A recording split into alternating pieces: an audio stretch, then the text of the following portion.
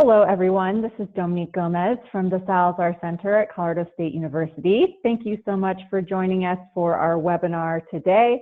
I know many of you are just logging on and getting set up. Hopefully you'll be able to see us and hear us momentarily. Today we're going to be talking about urban forestry, and we're going to have two perspectives from the continent, from Mexico City and Vancouver. We have two wonderful panelists joining us today. I'm going to introduce them in just one moment. First, a quick agenda. First, I'll welcome you and share a little bit of housekeeping. Then we'll hear from both of our panelists, and then we'll wrap up with a little bit of a moderated discussion, and that will be your chance to participate and be part of the discussion and have your questions answered by our wonderful panelists. Thank you again for joining us.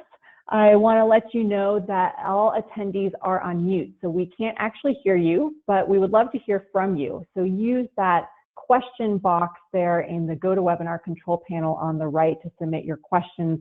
You can submit them throughout the presentations. We will get to the moderated Q&A at the end of the session today, but please share those questions. We are recording the session. We know many of you will like to share this with your colleagues after the fact. We will send out that recording within the next few days, and many people who wanted to join but had a conflict will be getting that recording as well. So don't worry, we will record it and share it shortly.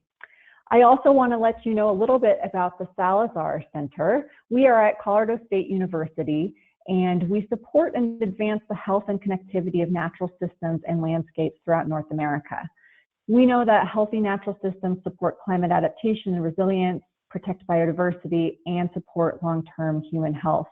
And we take an intersectional approach that builds bridges to connect academic research, community practice, and policy development.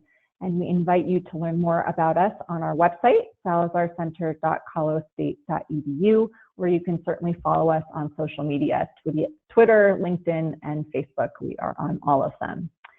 This webinar is part of our Connecting for Conservation webinar series, and we've covered a range of topics from Indigenous leadership on climate change and conservation to cross-border conservation. We had a special Earth Day event last Wednesday with Secretary Ken Salazar, our founder, talked about cross-border conservation. And if you missed it, you can find recordings of all past webinars archived on our website, as well as this urban forestry webinar will be archived later this week.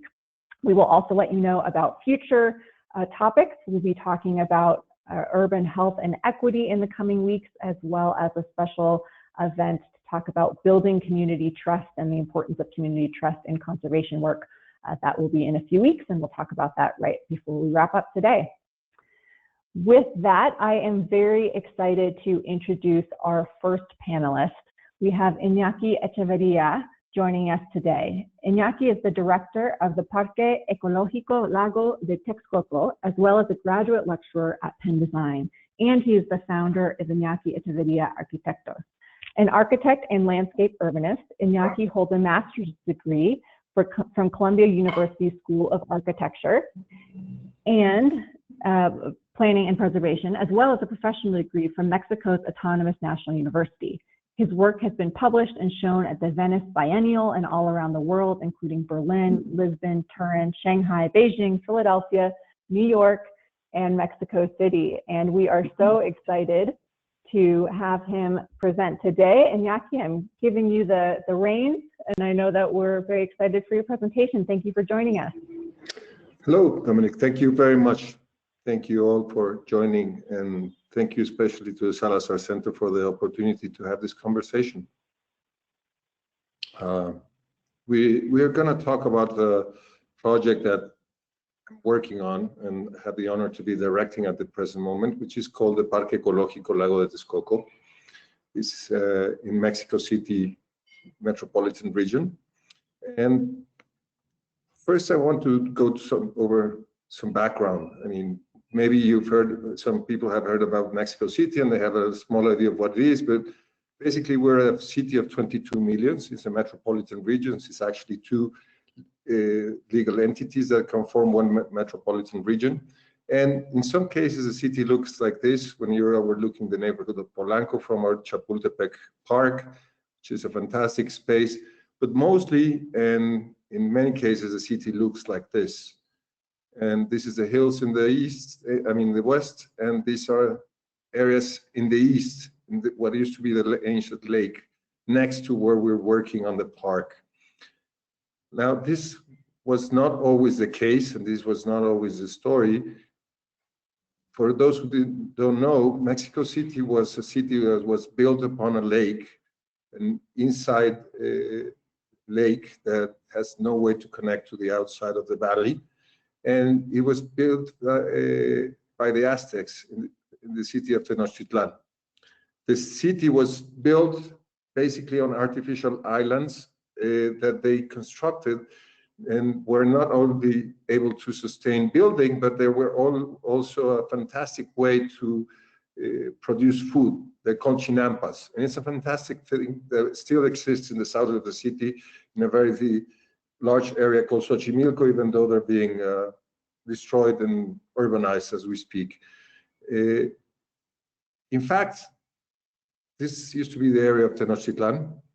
And the city was built on a lake which belonged to a series of systems of lakes that in rain season connected to create a vast inner ocean that not only took most of the valley between the city, but even north and south is extended. Now, there was a process after the colonization by the Europeans which didn't understand this lake system, maybe because there were Castilians from the area of Madrid. And what happened over the years is that this vast system of lakes started to disappear as the city began to be built, and some infrastructure works were devised to take the water out of the valley because they didn't know how to deal with it. And slowly, as the city grew, the lake system was decimated. Even 20 years ago, this was also the state. Nowadays, you can have more or less the same amount of water, but basically, the city is growing to the west and also to the north of the city.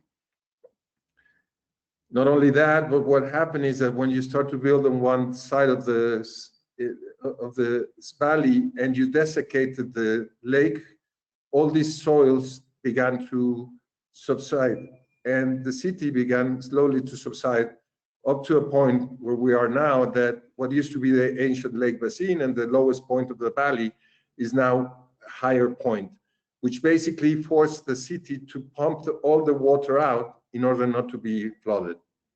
Still, there's a huge risk when the rain season comes that there could be a massive flooding of the city. This is an extreme case scenario where all the electricity of the pumping systems fail and we have a 15-year return storm that could flood even the city all the way to downtown. And we have reminders of these all along history and almost every year, especially in the east of the city, but this used to be the city center, or the center of the city, where you have all these images from maybe 40, 50 years ago, where the lake reminded us that it was still there and it will not go away, luckily. These are more recent images. You can see that every year we have this condition where we have too much water and we don't have the systems. The systems are not big enough to take it out of the valley, and flooding happens. At the same time, ironically, we have a solar incidence in the area, which is the highest of the region. So we have a heat island in what used to be the lake basin. This, the heat provokes that the soils of the ancient lake basin float and disperse. And 50 years ago, there used to be these tolvaneras, what they call like dust storms in the city. So a lot of work was put into wind barriers, etc., in the area to avoid this. And we don't have this anymore, but there's always a risk that if we abandon the area, it could come back. So what is our challenge, basically? Well, basically we have to come to terms with the idea that this is lost and that there might be a future in which we can keep some areas of this pre-existing ocean in here. And it's not small. I mean, it looks small in comparison, but this is really not small at all. But still, it's not possible to flood all these areas right now because there's an imbalance in the way we use water. We have a hydric balance where we have 14 square meters per second of rain. One of 60 is lost to evaporation, about 24 are lost, and then we recharge, only 31 goes to recharge the aquifer. At the same time, we're extracting around 60 square cubic meters per second. And that goes to our industry, agriculture, and urban uses. But basically what happens is that most of these waters are contaminated and are expelled out of the valley. Now, all this water is not lost. For 120 years, it has been sent basically to an area called Tula district. And basically an oasis of agriculture was born in an area that used to be almost a desert. So it's not like we can stop sending the water right now because there's a full economy and an entire society that depends on this water. So it's not possible to go back to this lake system at all, not for now, but there's a huge importance in maintaining the possibility of doing this. And this is what we're trying to do, especially because when you go into it, the scale of it is brutal. I mean, it looks small in the previous image that I showed, but to be honest, it's quite a big space. This is Mexico City, the political entity. This is more or less the metropolitan region. And this is the area of the park. So it amounts to about 11% of the entire metropolitan region. This is the Mexico City basin, and these are the rivers that flooded into the lake, and from the east and from the west, most of which are now tubed or dried. Now, how big is this space, and how big is 125 million square meters? It's well, to give an idea, this is Hyde Park in London. This is Central Park in New York. This is our Chapultepec Park, which is our largest park in the city. And these are a whole lot of other parks in the city, including Fairmont in Philadelphia, Casa de Campo in Madrid, and many others, Bos Parks in Amsterdam, etc. So it's a huge opportunity because it's an enormous piece of territory that has been preserved from exploitation and urban development because of two things: the soil condition, and also because it was protected to build an airport at some point there. Now, to give an idea of how big this is, this size comparison, this is Manhattan, the island of Manhattan, compared to the area that we're studying right now. This is our Chapultepec Park, this is Hyde Park, this is Central Park. So it's an enormous, enormous opportunity, and it's one that it's not going to be repeated. So my team, we call it a non-renewable urban resource. Now, what's a strategy for us? Since it's such a big territory, it's open to many, many uncertainties. The first one being that there's never enough money and never enough resources to do this. So basically what we're trying to do is not a plan, but rather a strategy that organizes 4 systems: habitat, program, mobility, and energy, consumption and production of energy. And this strategy is basically looking forward to bring as much water back as we can over time. Right now, this artist's rendering of what we're trying to aim in the short term. Right now, what we're looking at is this. You know, there was an airport that began construction in the area. It was canceled by the current president, Andrés Manuel López Obrador. And basically, the opportunity that he created by canceling this generic urbanism strategy of building an airport and a generic city around it, we can reclaim all this area for ecological purpose. Now, the real challenge is to know that what is impacted cannot be disimpacted. It's so big that we cannot go back to a previous state. So we have to build from what it is. And what we're doing right now is that we are analyzing the area, and we are creating these landscape units that we're calling, that acknowledge not only what things are now, but also what they can become. And in each case, you have a current state and an objective that we can look forward in the future. And we're trying to create a project that will give, especially to these two areas in particular as a first stage, will give it meaning and allow it to open it to the public so the public can come and make it their own. The idea is to bring people as soon as possible in, so this territory gets to be known, because most people are not aware of the existence of this opportunity.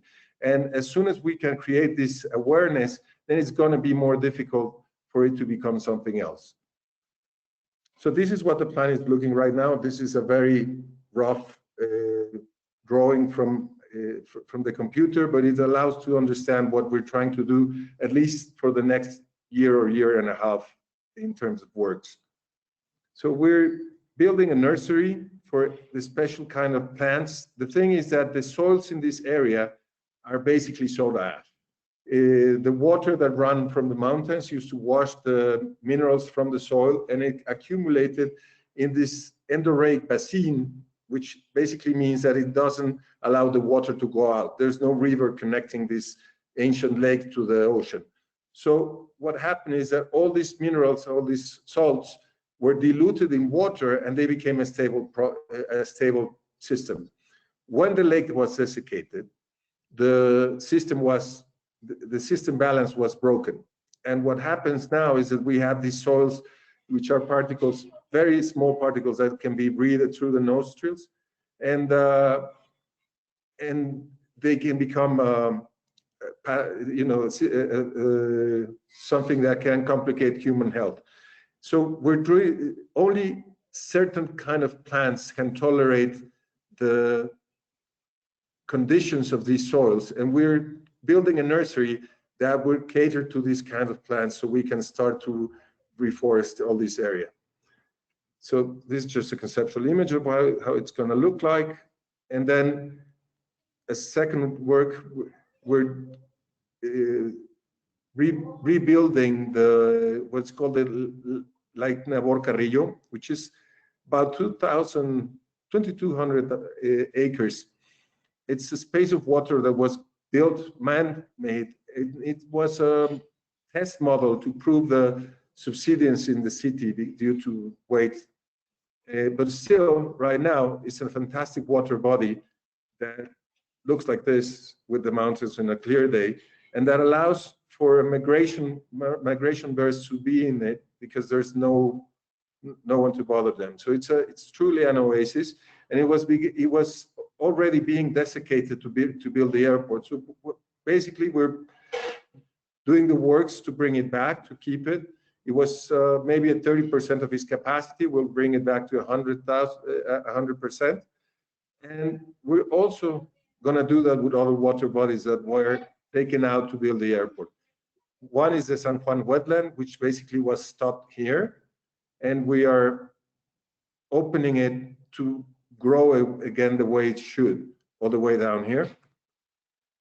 Right now, on the north, it looks a little bit like this. And just basically without anyone doing anything, or just, even not in rain season, but in dry season.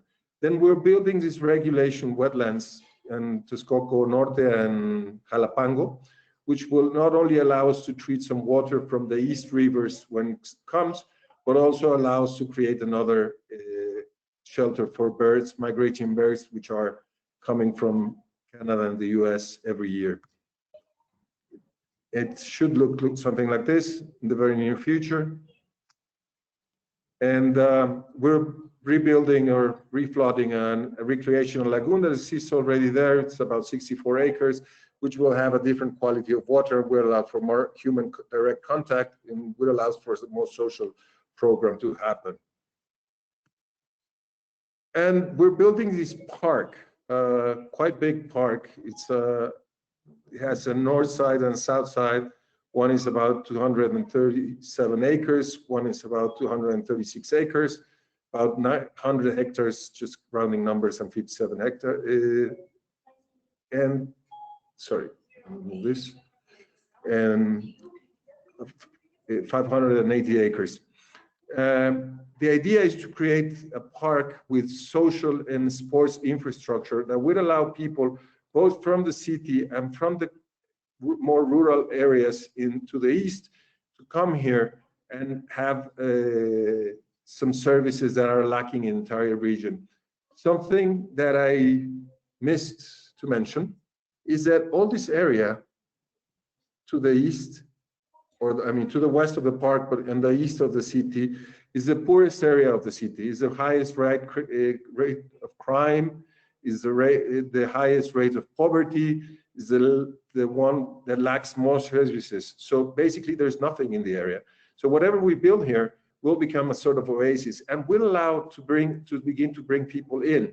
And then the rest of the park is being conceptualized both as a reserve for ecological purpose, which will allow for trekking and bicycling and some other limited kind of activities, and also to bring in some infrastructure. For example, in these regulation lagoons, we will double it as a space for production of clean energy through solar energy. We will sell it to the system that pumps the water out of Mexico City, and also the one that brings water in. And this will become a sort of a source of sustenance in terms of budget for the park in the near future. And this is an image just of how we intend the place to look. The idea is to make it something very simple but bold, in which nature will be the main actor and the main attractive for the entire endeavor. I think that this finishes my presentation. Thank you very much.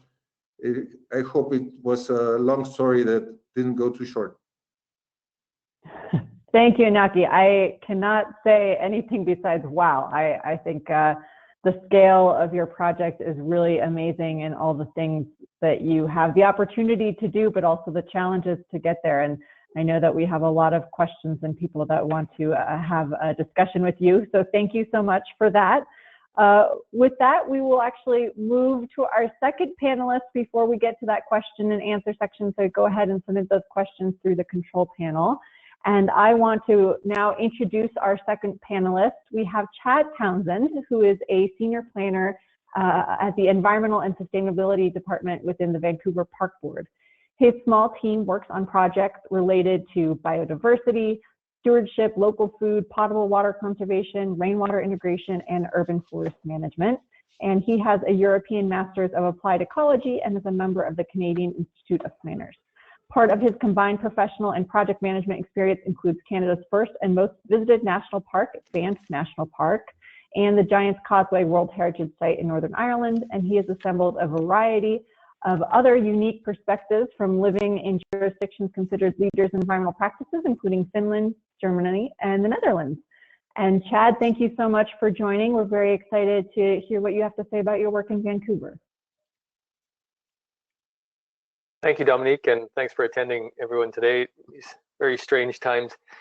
My first slide is one of our small parks in Vancouver, and the scale of the park is very inspirational. In Mexico City, we think our Stanley Park in the middle of our city is very large, it's a forest, but that's on an entirely different scale, so very ambitious. I congratulate you on that project. This is what the peninsula of Vancouver would have looked like prior to European settlement, and it is incredibly diverse ecosystem. For those of you who are not familiar where we are, north of Seattle and very much in the same sort of Pacific Northwest temperate rainforest environment. And so this is a small park, Renfrew Ravine, and we just finished a boardwalk within there that allows access to nature. And access to nature is probably a thing that you'll hear me say a few times in this presentation. This is an aerial shot of our downtown of Vancouver, so you can see the density of our urban environment. And also we have Stanley Park, which is our lungs of the city, really, and this is a large forested park of all kinds of uses, possibly 8 million visitors. a year, and very much loved by the city and as a tourist destination. Interestingly, right now during COVID restrictions, there's no road access into the park, so that's proving very interesting opportunity to test all of our paved surfaces as cycling and walking facilities for distancing. So the population of Vancouver itself, the city that I work for, is relatively small, 630,000, but it's a small land mass as well. It makes up only 4% of our metro area, but 24% of the population. And I work in the 230 parks within the system. So this is a sense of larger metro Vancouver, population of over 2 million, but then this very urbanized sector here is what I work for, is the main center of Vancouver. The forest canopy loss I'll talk about later. This is also important in terms of setting context, that while we do have some people living in sort of the 1 and 2 family districts, primarily a city of density.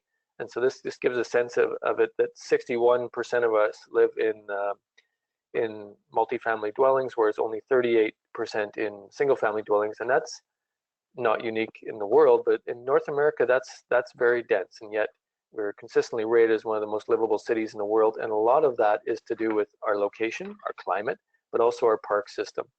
And so this is an aerial shot over Stanley Park, looking back on English Bay. So you can see that we're located as a coastal city, and that coastal aspect probably gives people the sense that we have even more parks than we do, because a lot of our parks are beach parks where you get a great vista and open spaces. But what we lack really is a lot of access to natural ecosystems. And so the city set out an ambitious strategy 10 years ago called the Greenest City Action Plan. And it included a number of different things that you can imagine in terms of environmental actions. But the one I wanted to discuss with you is really his access to nature goal. So one, we can debate what nature is, but everyone should have a park or greenway, a public space within 5-minute walk. And then we also targeted planting 150,000 additional trees on mostly our public spaces, but I'll explain more about that later. And then restoring 25 hectares and increasing our forest canopy cover. The ability to acquire new park spaces or to restore them is hampered by what I'm sure that many of you experience too, and that is just a very expensive land base. This is one of the most expensive real estate in Canada, second most to Toronto, and so acquiring new land for park is difficult and expensive, and so we really work with what we have and try to look for opportunities to rewild, naturalize, these different phrases. But the driver that I work on is very much what we heard from Iñaki, and that is this idea that people want access to nature, because we certainly heard that in the strategies that we have, and yet we provide mostly mown lawn kind of playing field parks. So that's our goal and where we're thinking of going. But this expands on those goals. We already have 92% of people within a 5-minute walk to green space, but our urban forest is declining as a whole, and we're urbanizing, we're increasing our density. So the pressure on parks is increasing, and the natural spaces to accommodate that. So one of our key strategies is this biodiversity strategy. That was done since the Greenest City Action Plan, adopted by both our park board and our city council. And so this really helped put biodiversity on the map. If it wasn't already, it helped set some main goals. This is a great photograph on the cover. That's actually a small wetland within one of our coastal parks, but it does show what even a small wetland can host and what urban dwellers can have access to. So I won't go through this list, but biodiversity in Vancouver has been largely depleted because of urbanization. We still have a core network of urban wildlife and of habitats that remains mostly within our park system.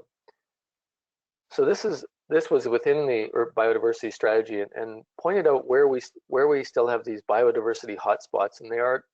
I talked about Stanley Park in the northern area of the city. We also are lucky to have a University of British Columbia campus and this Pacific Spirit Regional Park on our western boundary. So on the outsides, we really do have some interesting habitats on a relatively small scale, but looking for opportunities to enhance that in the central region, eastern regions of the city. And I'll get to that later in the presentation, because equity initiative zones is something that we very much think about now.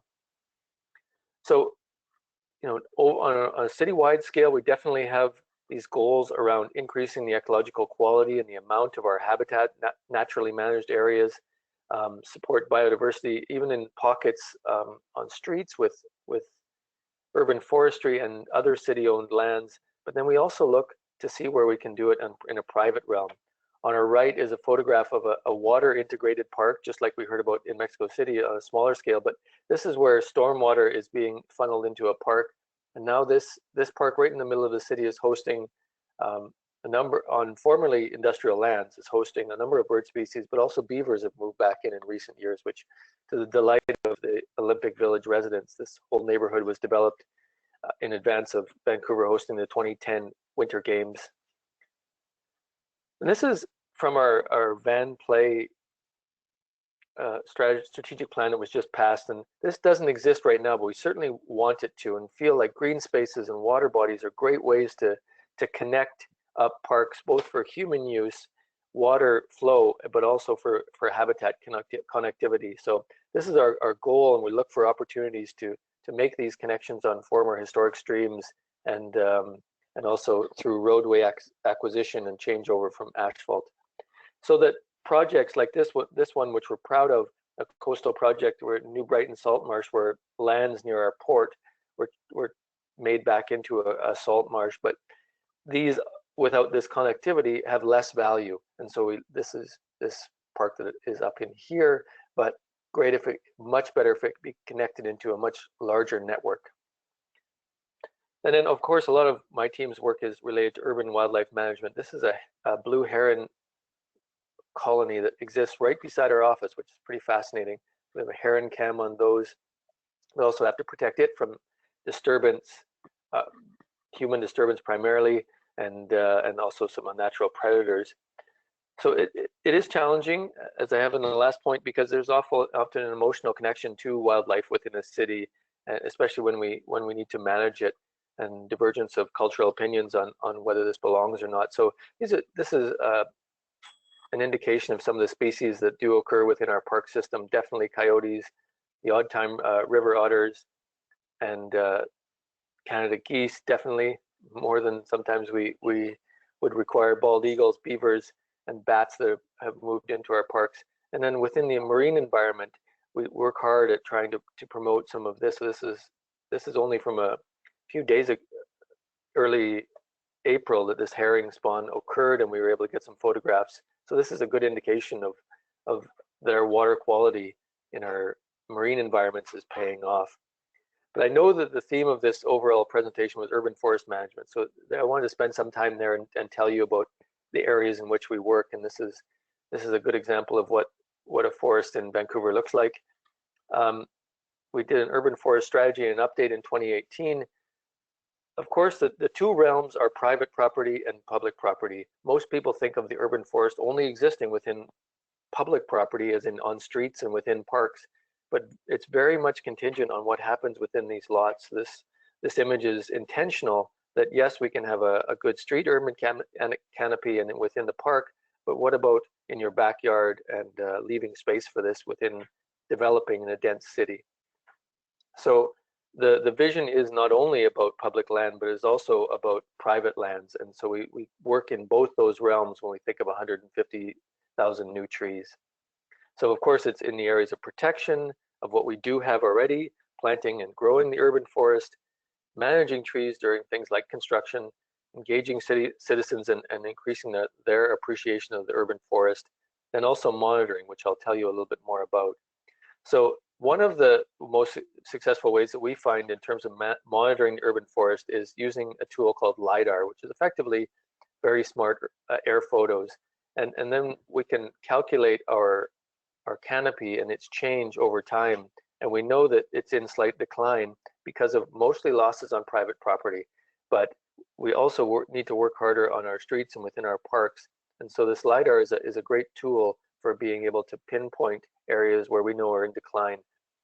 And but it's amazing in terms of what kind of information it can provide on the height, the type of trees, and heat island effects as well, like this one here. And so with climate change, this will only accelerate. This is in the downtown area of our city, like many others, where the canopy is low and the heat island effect is even more pronounced. And so we need to change how we plant, what we plant, where, in order to tolerate that summer drought, because we are in a rainforest, but the summer is definitely heating up. And so the species have to change with that, and we need to enhance the soil volume and maybe supplemental watering in some cases to get these trees established. But it's also, in the downtown especially, about creating sites for trees where we can't always acquire land, but we can change over asphalt land, and we can change over some of the other development lands. So on one hand, I think we're very proud of the tree planting towards our target, and we fully anticipate that we will meet this 150,000 trees within this year. But on the other hand, this isn't a net effect, and we're also experiencing losses. So we have stewardship events. These kind of things are very popular, where we invite out the public. Obviously, this photograph was taken last Earth Day when we were able to bring people closer together. But you know, people are hungry when they live in condominiums, towers, and in dense environments to be part of nature. And we found that stewardship events are very popular, and the planting of our forests is one area where people can really get involved and feel proud of their contribution towards the urban forest. We also sell trees at $10, and that's only $7 in US dollars right now. So, you know, this is very heavily subsidized, but this is a way that we get them out and hope that people plant them within their own yards, and therefore enhancing the urban forest through the private sector. And so industrial lands, commercial lands, residential lands are all opportunities to enhance the urban forest beyond the street trees, and therefore, you know, add to our overall urban forest canopy with all of its biodiversity benefits, shading benefits, and cooling, and all of these other aspects that we come with a great urban forest. So I wanted to just show you one aspect of how urban forest canopy was weaved into as a key indicator in our most recent band play strategy. So many of you will know why urban forest coverage gaps matter, and also how it can be weaved in with other indicators. So here's the three that we use. So park access gaps, I mentioned earlier about 5-minute access, but areas with low access to parks based by population density was combined with demand for low barrier recreation, and so that's an indication of income. And then this urban forest canopy gap all combined together to create this composite map of our city, and then create this initiative zone. So this is now where we plan to focus a lot of our efforts, investment in parks, because the west of the city is well served for parks, has a good forest canopy, and is traditionally where the higher incomes live. So this urban forest canopy was one of the key indicators that created this initiative zone map, and that is where we plan to focus our efforts, including the downtown and the east side of the city. So, you know, really seen as a quality of life indicator, quality of habitat, and also better resilience in climate change events. So with that, I just wanted to weave in, you know, how our urban forest is being thought of in Vancouver, but also part of our wider park planning.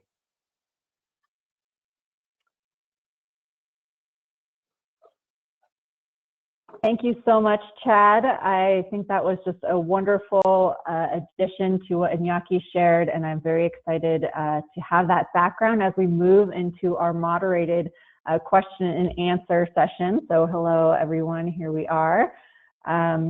I know that we've gotten a lot of questions for both of you. You still have time. We'll get to as many as we can today. So go ahead and submit those through your control panel.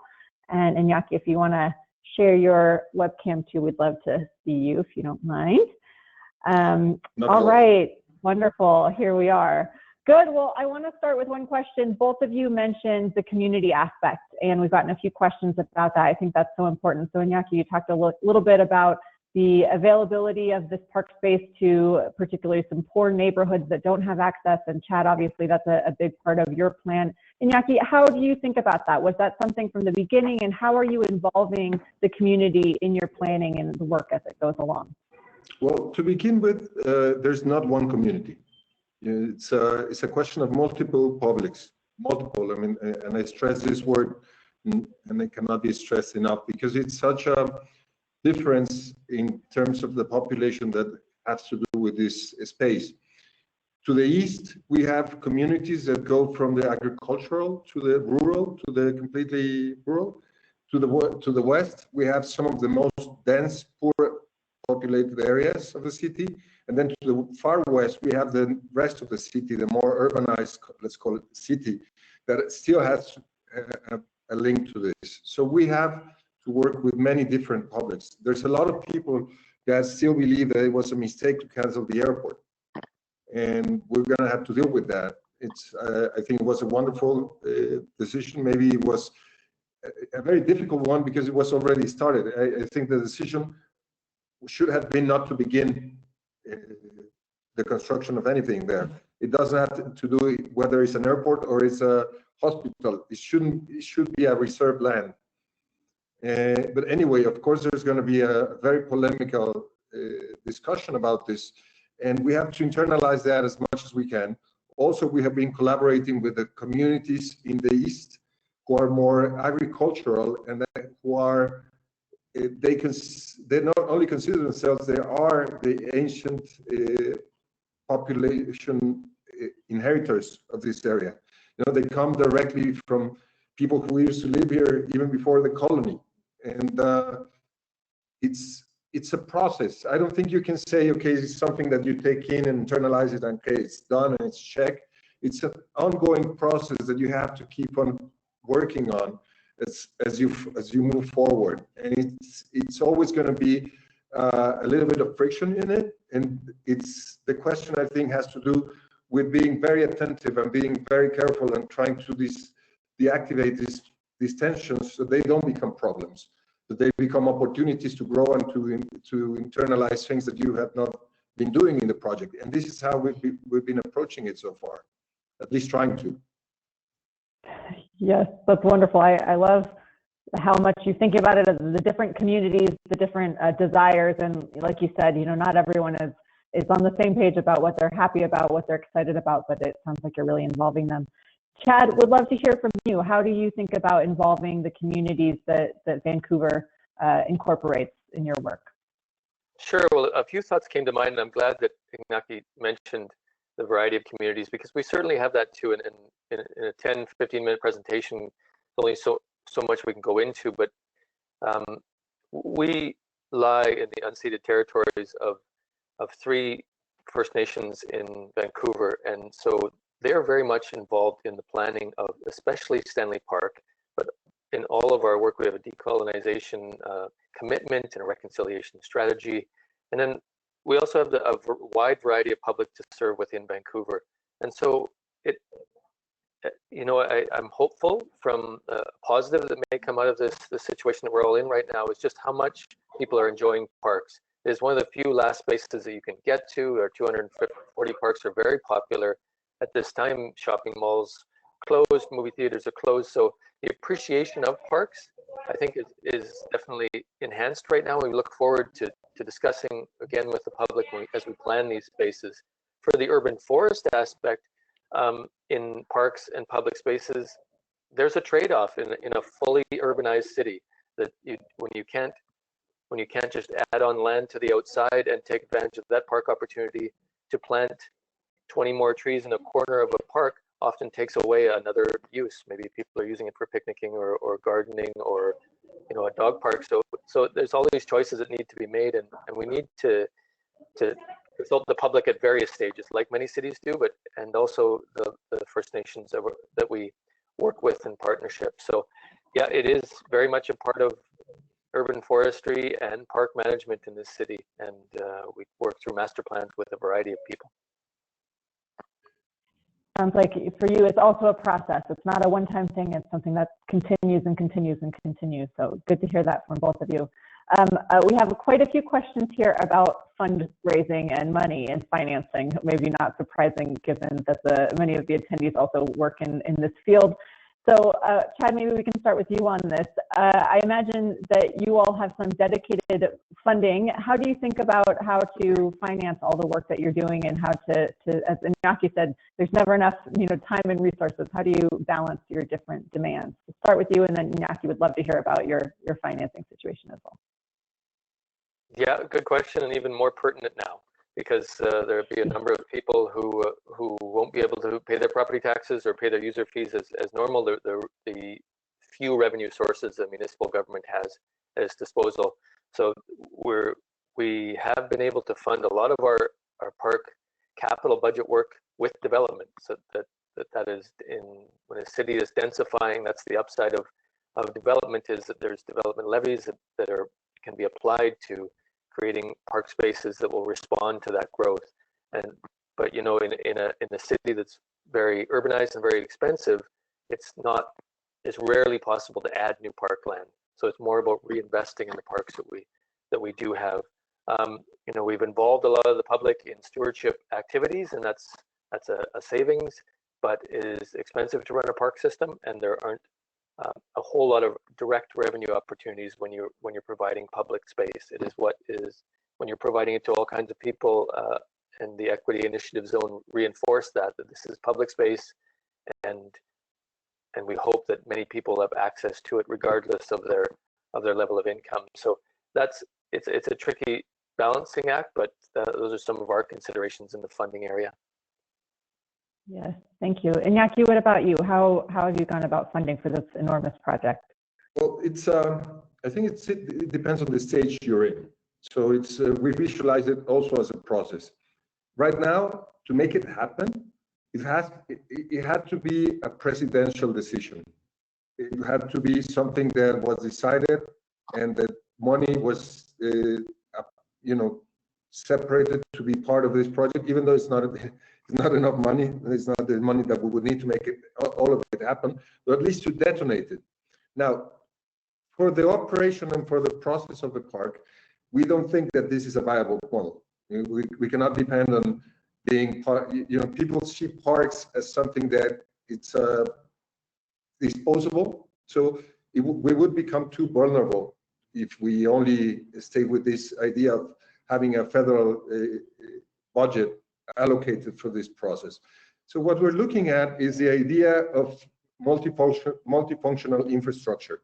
And we're looking at this space not only as a green infrastructure piece that can also treat water, etc., and bring health benefits to the community, but also a place where we can induce certain kinds of infrastructure, like solar energy production, for example.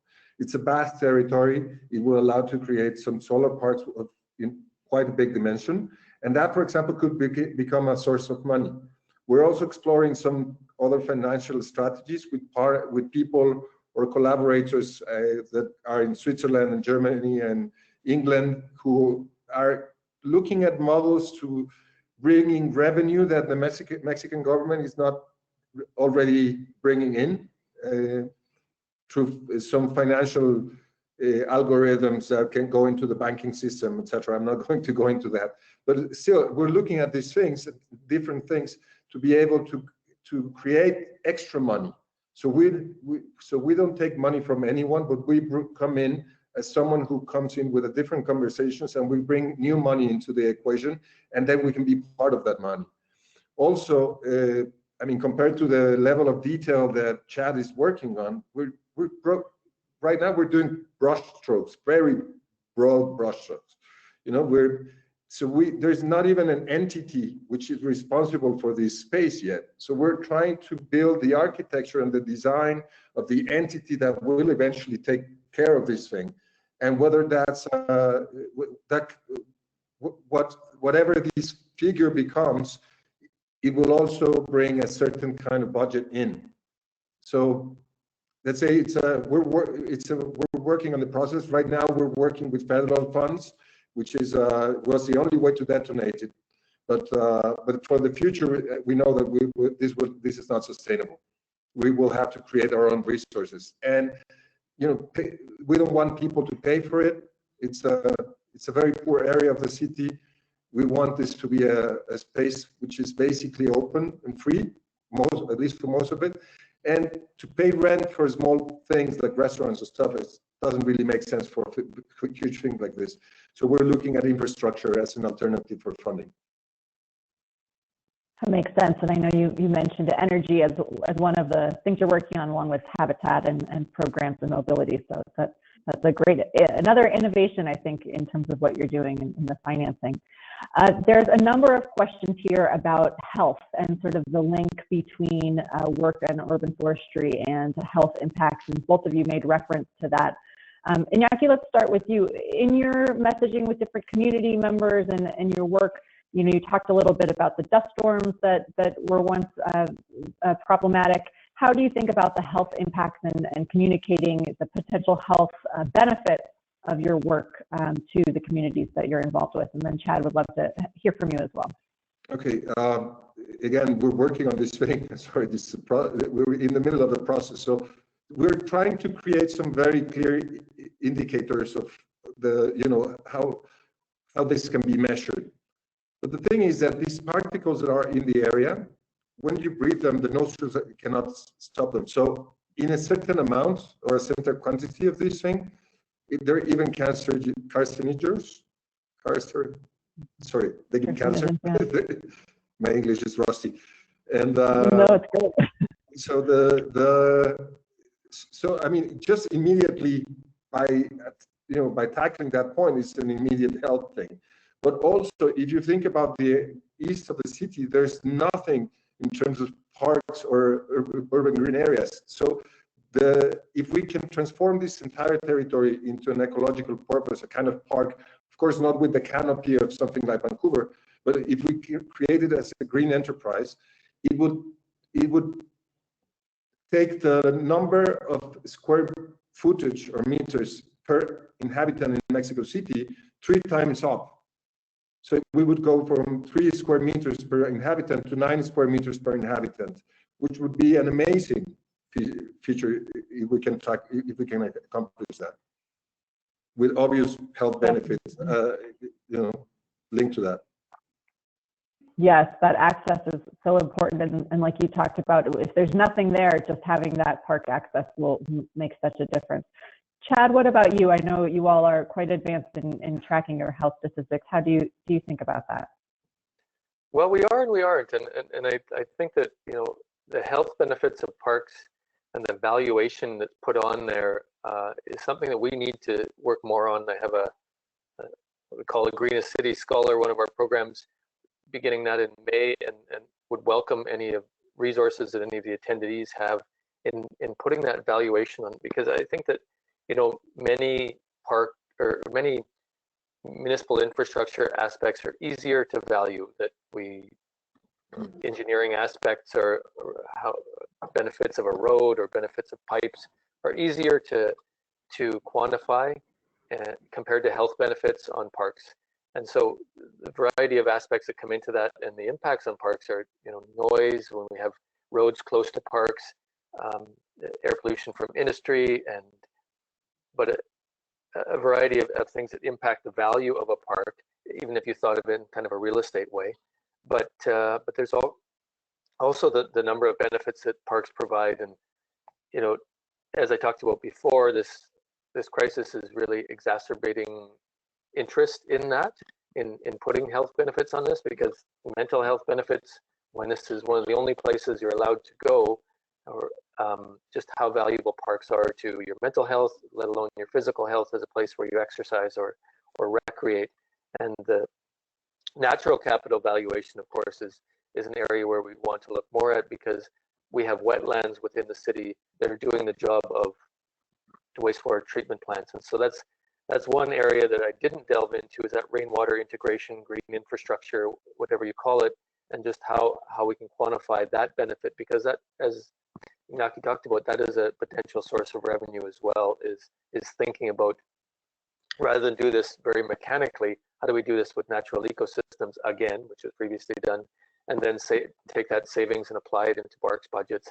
And so that's a broad answer to a few different questions, but the health benefits are hard to quantify, and it's inherent, and people sort of know, yeah, parks are good for people's health, but putting that into figures which help to influence money, back to the last question, is something that we need to spend more time on to quantify that benefit, and then translate that into more resources for parks. I mean, getting the land, I've mentioned that a few times, and Iñaki's got a great opportunity there where he has the land, but limited funding.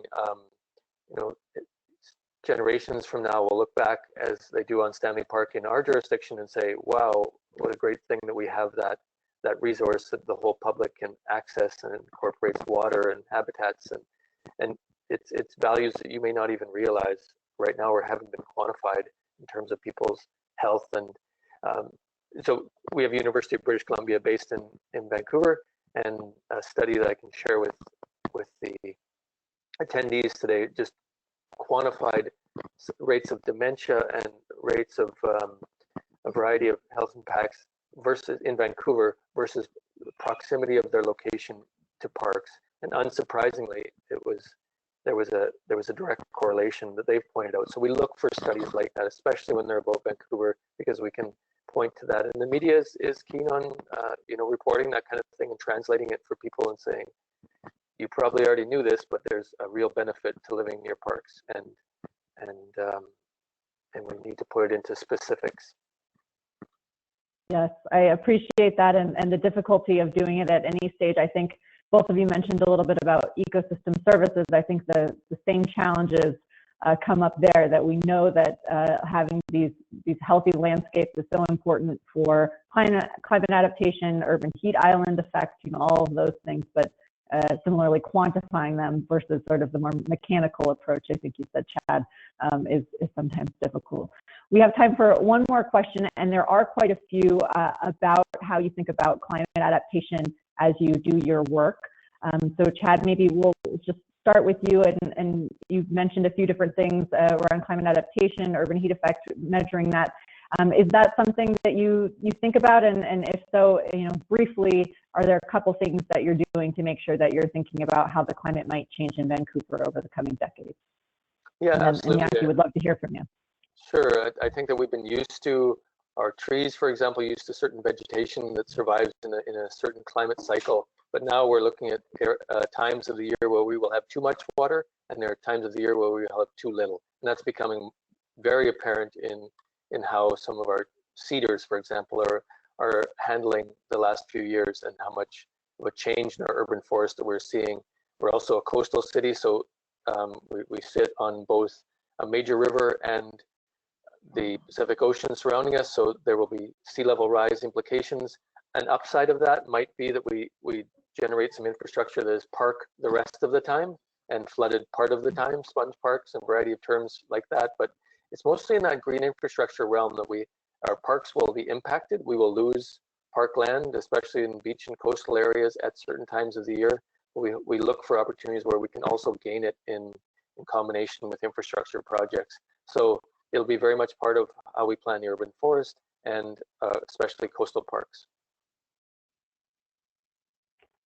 And Iñaki, any last words about climate adaptation as you're undertaking this enormous project? Well, this is a very local project in a way. So it's really big, and it will change the entire face of the entire region. But at the same time, it's very local. So locally, it will change completely. I mean, I was talking about triplicating the amount of green areas per inhabitant, even though it is not distributed, which would be ideal. It's better to have them concentrated than none. Also, it will completely move the heat island of the city. It really can bring down temperatures, which right now is one of the big challenges. The ecosystem in Mexico was distressed so much over the last 500 years that we deal with these conditions of extreme flooding and then dry seasons, and so it will temperate that. It will work as a sponge in many ways, and also it will help to mediate the heat effect on the dry season. So I think there's intrinsic value when it comes to climate change, to a project such as this one. But of course, I mean, it has limited effects because it's a very local thing. That makes a lot of sense. One more thing for you to consider in your long process. Well, I can't believe how fast that time went today, but I do want to thank you both for your presentations and for all your expertise. I'm sorry that we didn't get to everyone's questions. I do want to let everyone know that we do have another webinar scheduled on some related topics. This is about building community trust for conservation. That will be on May 14th. We'll delve into that topic as we just got to touch a little bit on it today. So look out for that if more information in your inbox.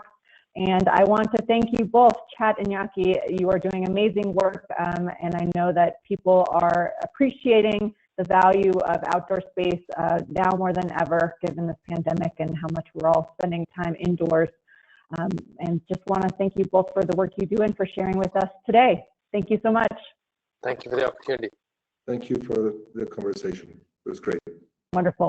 Thank you. And to everyone, thank you for joining us and have a wonderful afternoon.